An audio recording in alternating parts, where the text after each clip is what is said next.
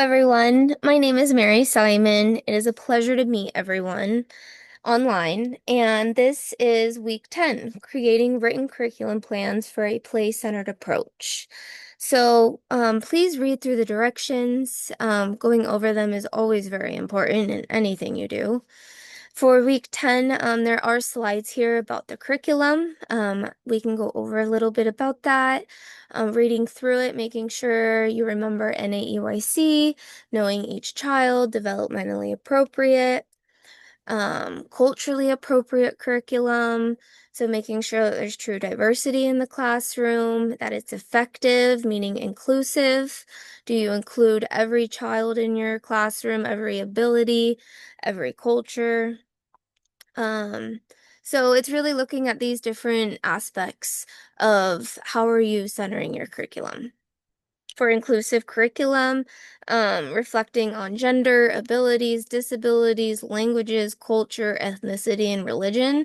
These can be done through books, plays, songs, inviting children in to bring their own experiences is another easy way to get your community and collaborating within those partnerships. Integrated curriculum, emergent curriculum, going more about that. Multiple intelligence curriculum, so Gardner's MI theory. So each distinct category is highlighted for you to look at: interpersonal, intrapersonal, linguistic. Um, Taking that test is always a lot of fun. And knowing your styles, so understanding yourself and how you can help others, it really can benefit you a long way.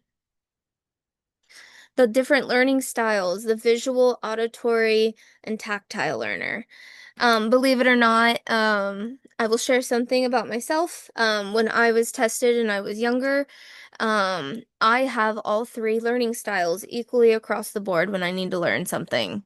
So visually seeing it, hearing it, and hands-on, being in the field, doing it is what it took for me to learn something. So making sure that you can appeal to all of those learning styles for all children is really important because if they may need one or two, and if they need visual and auditory, but you're only providing tactile and visual, but they're not able to listen to anything, they may need that listening component. So understanding that you have all three listening style or learning styles within your curriculum is very important. Play-based curriculum, making sure that there's three types, learning about themselves, to learn about others in the world around them, and learning to solve problems. Two types of dramatic play, superhero and socio-dramatic play. And the teacher's role, a guide and model of the play. So the teacher's role is very important in dramatic play as they are there to help facilitate the play and help guide it. They're not there to take over, but they are there to help show how to use the center properly. So it's important for them to get down on their level, use the same chairs as them, pretend that you're having a tea party or whatever it may be, with those students, because that is how they learn through social interaction. They're going to learn how to treat your materials nicely, and they're also going to learn how to treat others nicely. So it's very important that we as teachers are making sure that we do get down on their level and we are interacting with the children. And, oh, so there's different curriculums here to go through: the Reggio Emilia curriculum, the Waldorf curriculum. There's also pictures and examples. And one other thing about thematic planning and literature that we also want you to look over is this page about creating written curriculum plans for a play-centered approach. So as you can see, the thematic unit, the theme is within the center. Science and nature is on the side, art is down below, music is to the left, dramatic play to the left, language. So they all are their own categories. It's important that you think of that. So your theme and what you use, it could be snow. Your theme being snow or winter or rain, how are you going to incorporate snow or rain into math, into science, into art, into music, into dramatic play, and to language? So it's important that we see it all across the board because children learn through repetition and they learn through their experiences.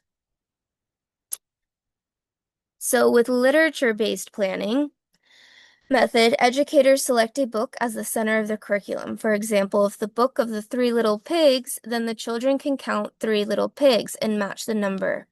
In the art creative area, children can be provided with a variety of open-ended materials for children to make their own house of straws and sticks and bricks. So that is how you can build upon a book. So literature-based unit, this is something that is a lot of fun, and children can be really creative with. Another one that I've seen, if you just want another idea, is Pete the Cat. So Pete the Cat was another one that I did with children, and within the story, he loses cupcakes or he loses some type of food.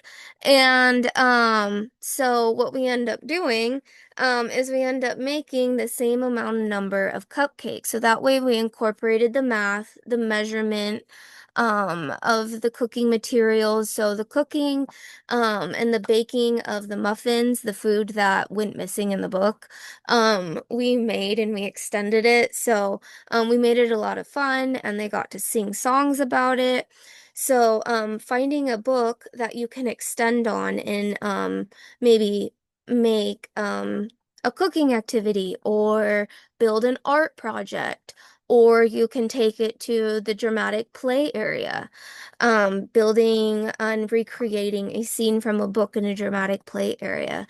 So, really being creative with all of your ideas is really going to help your assignment. And the next thing you will be doing is reading your chapters.